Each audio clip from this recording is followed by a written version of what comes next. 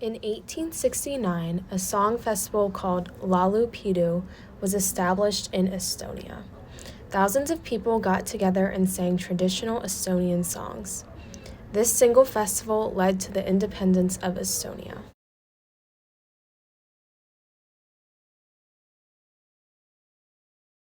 In 1939, Nazi Germany signed a non-aggression treaty with the Soviet Union. This treaty was called the Molotov-Ribbentrop Pact. This treaty is known as the MRP. Due to a loophole in the pact, Estonia was left open to invasion by the Soviet Union. This led to the invasion of Estonia by the Soviet Union in February of 1944. Because of invasion and propaganda by the Soviet Union, Laulupidu was forced to become a celebration of the Soviet Union, and Estonia was now devastated by the Soviet Union and Nazi Germany. In form of protest, Estonians would sing their nation's song, Mu Isama on Mino Arm, meaning my joy, my delight. The Soviets never realized what they were singing.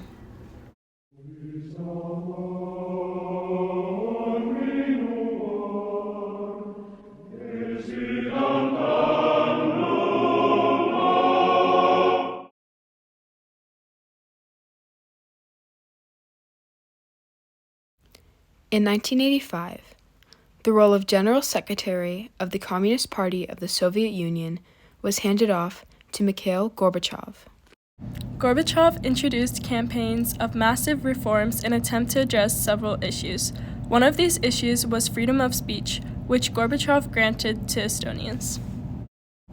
Estonians took this newfound freedom of speech and decided to make a change.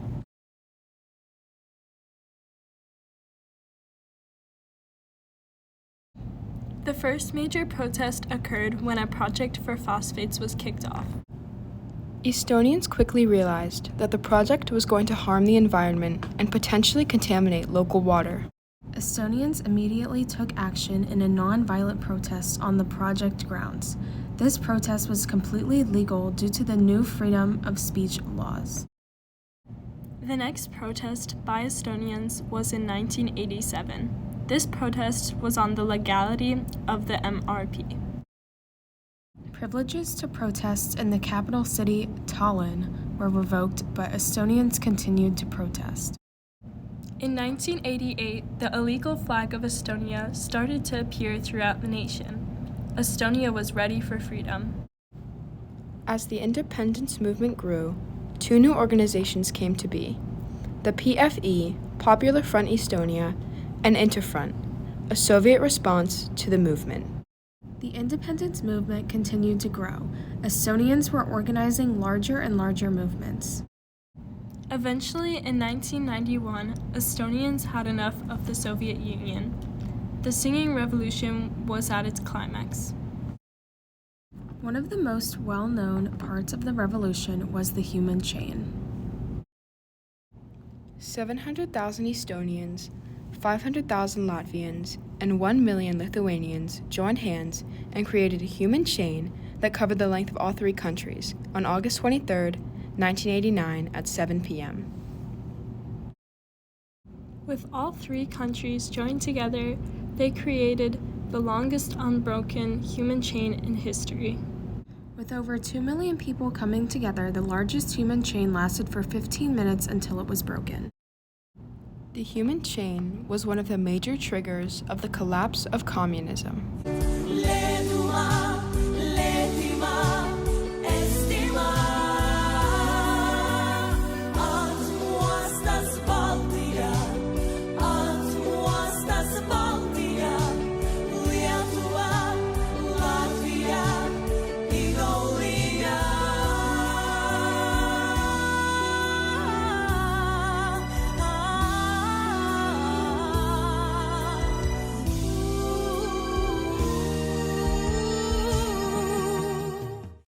In August of 1991, a hardline coup was carried out in Moscow, Russia.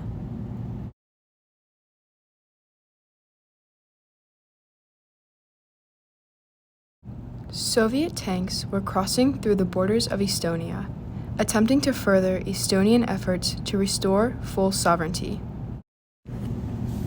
Eventually, on August 20th, 1991, Estonia declared formal independence from Soviet legislation. Estonia now was an independent state. After years of peaceful protests, singing of patriotic songs in the presence of the Soviet Union, and tremendous courage, Estonia could finally call themselves free.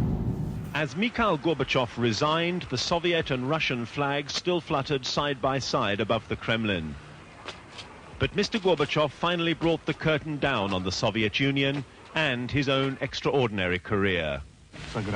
Compatriots, due to the situation which has evolved as a result of the formation of the Commonwealth of Independent States, I hereby discontinue my activities at the post of President of the USSR. The manner of his departure reflected the nature of his rule. The Kremlin, so long the forbidden city of the Soviet Empire, opened its doors to the world. Mr. Gorbachev quit live on satellite TV. This society has acquired freedom. It has been freed politically and spiritually, and this is the most important achievement that we have yet to fully come to grips with. And we haven't, because we haven't learned to use freedom yet. Estonia's declaration of independence from the Soviet Union lit the match that led to the collapse of the Soviet Union. After Estonia declared independence, the Soviet Union experienced catastrophic political crises, the loss of several republics, and the waning of centralized power. The leaders and 3 of the founding members of the Soviet Union declared that the Soviet Union no longer existed on December 26, 1991.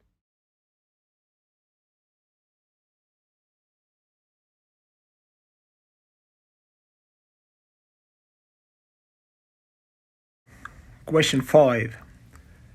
If you would send a message to people who don't know anything about the revolution, what would you say? From the overall point of view, I would say that evolution is always better than revolution. Because revolution is about crushing something, tearing something down, and this hurts. During revolution, somebody always gets hurt. From the point of view of singing revolution, I would say that I still don't understand how we, the Estonians, got away with that. How we got away without firing a shot, how we got away without any casualties, because we were facing oppressive regime that has shown, if we talk Lithuania, Latvia, Georgia, that they actually don't care about people. They don't care about people's lives when the interests of Soviet Union or the interests of Communist Party are at stake. And this is something that has really been not explored too much because those men were communists. But at the other hand, I would say this is what we had. And really from the point of view of a soldier, of an officer, I would say try to be on the winner's side in the revolution, because if you win this, you are a freedom fighter, you are a revolutionary. If you lose this, you are a rebel that will be shot. The Singing Revolution ties into the National History Day theme because it is a perfect example of a frontier. The Singing Revolution paved the way for many countries to gain independence, making a perfect representation of this year's theme, Frontiers in History. The Singing Revolution caused other small countries to think about gaining independence, like Latvia and Lithuania, who also participated in the Singing Revolution and the longest human chain in history.